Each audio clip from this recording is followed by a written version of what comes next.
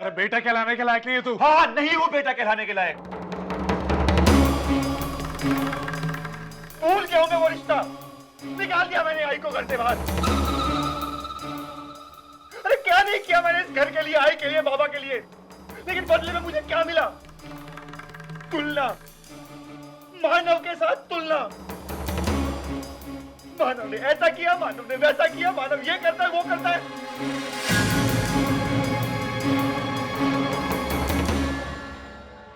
अरे जब भी मुझे आई की जरूरत थी, आई मेरे साथ नहीं खड़ी थी। आई को कभी मेरी चिंता थी ही नहीं। आई को चिंता थी तो सिर्फ अर्चना और मानव की। अरे जब मुझे जरूरत थी, मैं परेशान था, मैंने आई को कहा कि आई प्लीज मुझे इस घर के पेपर्स दे दे। माँ बाप तो अपने बेटे के लिए अपनी जिंदगी दे देते हैं, लेकिन आई ने मुझे इस घर के पेपर्स तक नहीं दिए, क्योंकि आई को मुझ पर कभी भरोसा ही नहीं था। रह रहकर वो मेरी और मेरी कामयाबी के बीच आ रही थी, और कामयाब होने के लिए मुझे उन पेपर्स की जरूरत थी, इसीलिए मुझे ये रास्ता अपनाना पड़ा। ये रास्ता सिखाया हमें आई ने? हाँ दादा, हमारी आई ने कभी हमें गलत रास्ता नहीं दिखाया विनोद दादा। हमेशा हमें सच्चाई की राह पर चलने को कहा। अरे लेकिन मैं आपसे कैसे उम्मीद कर सकती हूँ? जब आपको आई याद थी तो उसके संस्कार कैसे याद होंगे आपको? और क्या कह रहे थे आप कि आई आपकी कामयाबी के बीच में आ रही है? कामयाबी का क्या मतलब था? ये किसने सिखाया आपको? कामयाब होने की चाह आपके मन में किसने डाली? मेरी आई ने। जिन सपनों के लिए आप लड़ रहे हो ना, ये सब कुछ कर रहे हो ना, ये सपने आपकी आंखों में किसने बसाए? मेरी आई ने। एक बात याद रखना विनोद दादा, आई के बिना आपका कोई वजूद नहीं है। आप पहले ना आई के बगैर कुछ थे और ना आप कुछ होंगे। बस बहुत सुन ली तुम्हारी। ये घर तुम्हारी आई का नहीं है, ये घर अब मेरा है, और मैं किसी भी ऐरे गहरे को अपने घर पर खड़े होकर फालतू बातें करने का अधिकार नहीं देती हूँ।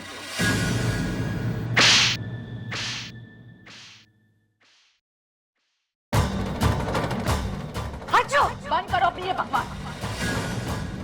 कुछ भी मत कहिए, ना मुझे आपकी बात सुनिए, ना मैं आपसे बात करना चाहती हूँ।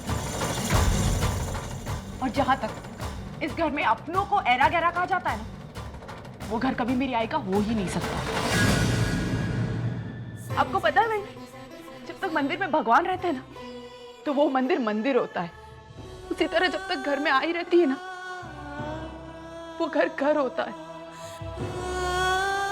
लेकिन आज ये घर घर नहीं लग रहा, क्योंकि इस घर में मेरी आई नहीं है। हमें ऐसे भगवान की जरूरत ही नहीं है जो हमारी तरक्की में रुकावट बने। गलती हो गई मुझसे वहीनी, जो मैं समझ नहीं पाई कि आपको भगवान और शैतान के बीच फर्क ही नहीं पता। अरे मेरी आई आपकी सास थी, लेकिन आपको हमेशा उसने अपनी बेटी की तरह रखा, और आपने बर्ताव किया मेरी आई के साथ। अपने बेटे से उसे तोड़ दिया, अलग कर दिया, इस घर से उसे निकाल दिया। और अगर आपको ये लगता है ये सब कुछ करके आप जीत गई, तो आपको बहुत बड़ी गलतफहमी है, क्योंकि खेल तो अब शुरू हुआ है। भाई आपको पता है, वो इतनी सारी प्रॉब्लम्स अपने ऊपर ले लिया करती थी, आप लोगों तक आने तक नहीं देती थी, लेकिन अब वो सारी चीजें आप फेस करेंगी। तब आपको मेरी आई की कमी पता चली, और जब आपको मेरी आई की कमी महसूस होगी ना, उस वक्त मेरी आई आप लोगों के साथ नहीं होगी। एक और बात, भगवान को जरूर थैंक यू कह देना कि आपको उन्होंने बेटा नहीं दिया। अगर आपका बेटा होता ना वही, तो वो भी आपको इसी तरह आपके बुढ़ापे में बाहर निकाल देता, और तब जाकर आपको एहसास होता कि मेरी आई को कितनी तकलीफ हुई होगी। नहीं अर्चू, हमारे साथ ऐसा कुछ भी नहीं होता। अगर हमारा बेटा होता ना, तो भी, क्योंकि हम उसकी तरक्की के आगे कभी भी आड़े नहीं आते। और मैं ये सब बातें तुमसे क्यों कह रही हूँ, और तुम्हारी क्यों सुन रही हूँ इतनी? देखो, अपना मुंह बंद रखो, क्योंकि मुझे तुम्हें भी इस घर से धक्के मारकर बाहर निकालना आता है। मैं भी यही चाहता हूं। निकालो निकालो हमें घर से बाहर, ताकि बाहर वाले लोगों को पता चले कि अंदर कैसे लोग रहते हैं। तुम लोग को क्या लगता है, अपनी आई को घर से बाहर निकाल के तुम लोग खुश रहोगे यहाँ पे? गलत, बहुत गलत। इस दुनिया में भगवान है, और आज नहीं तो कल तुम लोग को किए की सजा मिलेगी। आज अगर तुम लोग माफी मांग लेते ना, तो शायद मैं तुम लोग को माफ कर देता, लेकिन नहीं।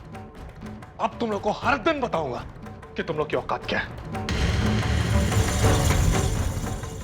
मैं तुम लोग को ऐसी सजा दूंगा, जिंदगी भर याद रखोगे।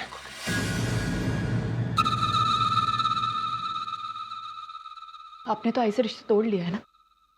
मैं भी अपनी ही आई की बेटी हूँ, मैं भी आपसे रिश्ता तोड़ती हूँ। ना आज से आप मेरे भाई हैं और ना मैं आपकी बहन।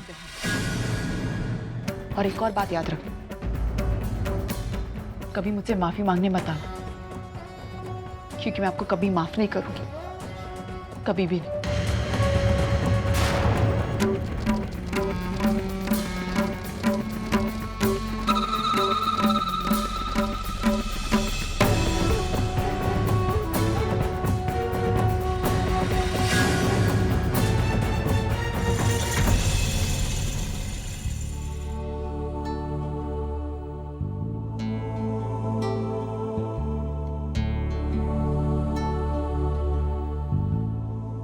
ये